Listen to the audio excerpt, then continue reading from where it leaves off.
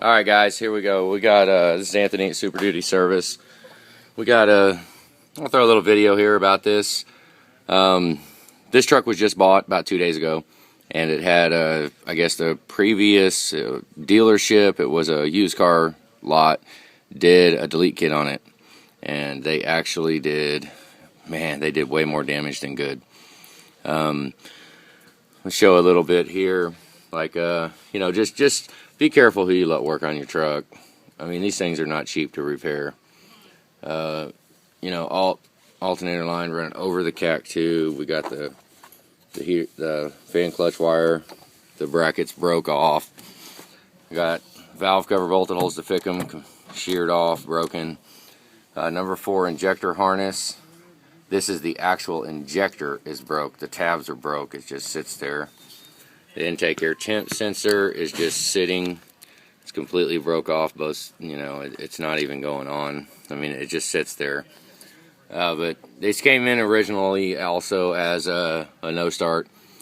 You know, a lot of times they're simple no starts. They're just, that's what I call them. It's a simple no start. The oil filter, it had this cap on it, but somehow the top was broken off the old filter and it was still in the filter, and they put another filter on top of that. So yeah, done deal. It was just draining all the oil. It was pumping it, but it was going right back into the crank. There was no oil available. So another one right here, did not take their time, broke the Fickum harness. And that is not the Fickum harness, that is the main engine harness connector of the Fickum. So I'll show you what it's doing here. Let me go ahead and get it.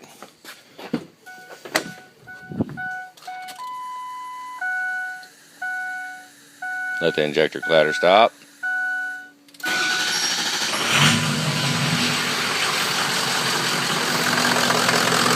Alright, here we go. Now,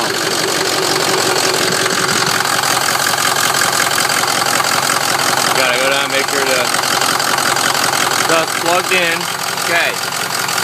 Got number 2. Now, I'll go right here on the main engine harness, the one closest to the front of the truck.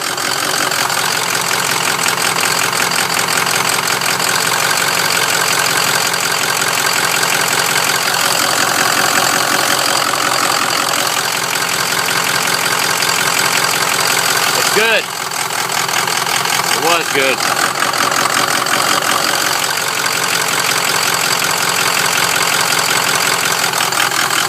So that's what we've got. Is basically, I mean, the harness pretty much looks horrible anyway. So whether or not we go ahead and do the whole harness, I mean, yeah, it's kind of ridiculous. I've got a couple of old harnesses up there on the shelf, so I might just, I mean, you know, how cobbled up is that gonna have to be to splice the Fickum harness onto it? I don't know. I mean, I can change the plastic housing on it. You know, we're just talking a whole bunch of labor just to fix something that's, you know, whoever did it got in a hurry, broke the thing off, and put a zip tie on it to hold it on. And you know, I mean, it's fine if it was like, I don't know. I mean, in a shop setting, I really can't. I can't do too much ghetto rigging, because that would be a ghetto rig repair, especially stripping it on. You know, if I can get all the pins out and have it function properly, but it's just a drag to spend the time on the Fickum harness when I've got so much other stuff going on with it, with the Fickum, or the main engine harness, you know, with all the tabs broken and a bunch of stuff got. I mean, the wiring just looks bad. I mean, it's. But I thought I'd throw a video up and show how this, you know, be careful who you let work on your truck, basically. But that's it. I'll call the customer, figure out which way he wants to go, and we'll go from there. Thanks, guys. Hey, guys, this is Anthony here at Super Duty Service. We've got 2004. This is the year where they have the wavy oil rail with the old style pump. So it's probably got half-inch square drive, standpipes, dummy plugs. I've got multiple issues. We will see. This is the same one. We put a new Fickum harness on and cleaned up all his wiring on it. We got, if you can hear that, we either got standpipes, dummy plugs on the passenger side, and if you can hear that,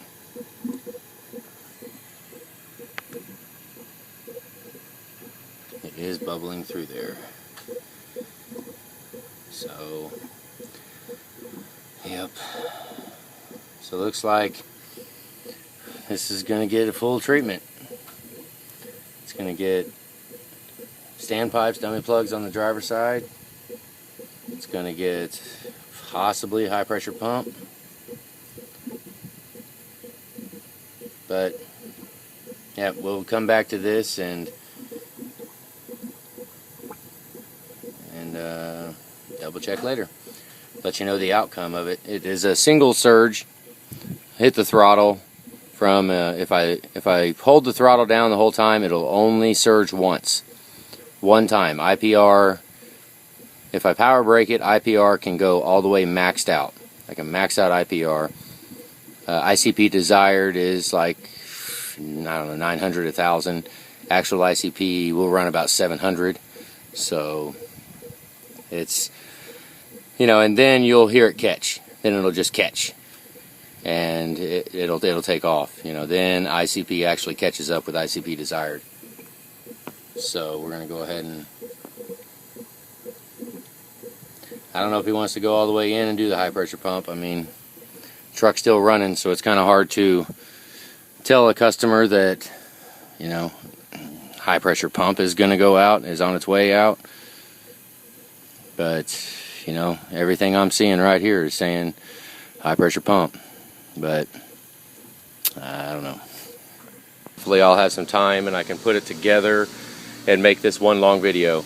We got a new Fickum harness, blah blah blah, all kinds of stuff. Replaced about 700 Healy coils and bolts, and I pulled the valve cover off to do a little test. I'm going to show you here.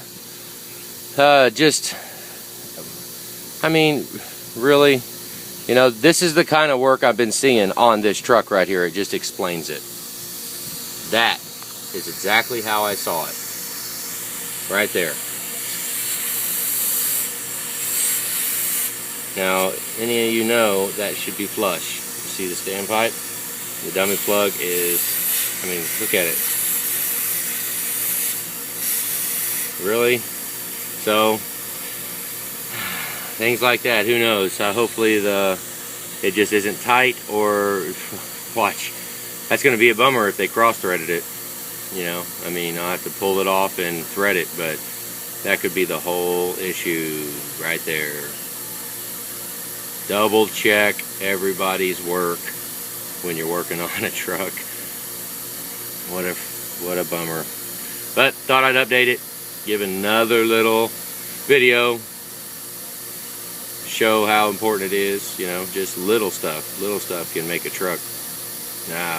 What a drag.